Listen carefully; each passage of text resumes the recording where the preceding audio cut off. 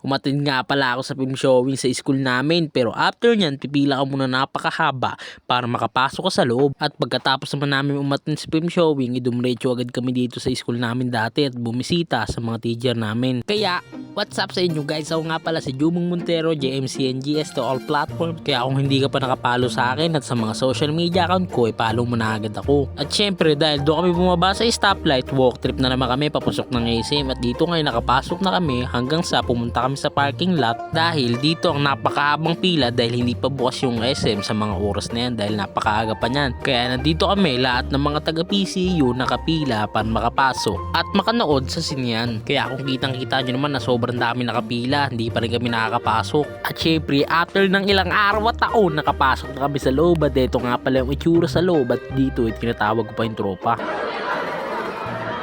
Troy! Troy! What's up man? Tingin man. Lah, mawa ako, mabait ako eh.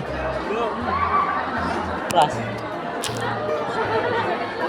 At dito nga pala tabi-tabi kami na magtutropa sa upuan kasi nga nakakaboring pag hindi mo kakilala katabi mo. At yung pinapanood nga pala namin dyan ay tungkol sa buhay ng teacher, dahil nga pala sa hirap ng buhay nila ay natusubukan niya pa rin makagraduate at paabot yung pangarap niya sa pagsisikap niya na makakuha ng master degree bilang teacher. Kaya correct me if I'm wrong because I'm always wrong. Kagandahan nga pala dyan base yung pinanood namin sa totoong buhay. Yan nga pala sila, kaya shoutout po sa inyo. Marami kayo na-inspire ng mga estudyante at maraming natutunan ng mga estudyante sa palabas nyo. At dito nga pala lumabas na kami, pero bumalik ulit kami pa loob dahil yung tropa ang tagal lumabas. Yung pala pagkakita namin nagpipicture pa sila, samantalang kami naghihintay na sa labas. Kaya ito yung tropo, kahit wala ng tao nakapost pa rin, di ba? Napakatibay talaga ng mukha. At dito naman ipababa na kami sa escalator. Ayun nga pala yung napakaraming tao na galing din at nanood sa film showing. Kaya ito kami ng mga tropa, dumiretso agad kami sa Robinson kasi nga pauwi na kami at bibisita kami sa dati naming school para bisitahin yung mga teacher.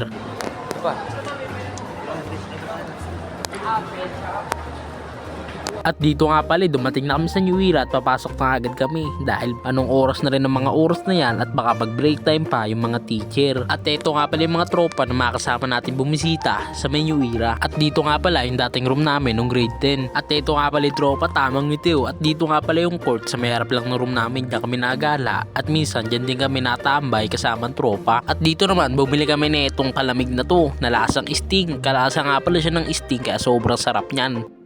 At dyan nga lang pala yung pwesto niya ni kuya, kaya kung makakapunta kayo ng New Era, bumili na kayo dyan. Kaya shoutout sa'yo kuya, libre mo ako sa pagbalik namin na, hindi, joke lang. At dito nga pala pasakay na kami ng jeep pa uwi. Kaya ako nakabot ka dito, maraming salamat sa panonood mo. Kaya yun lang, paalam kaibigan.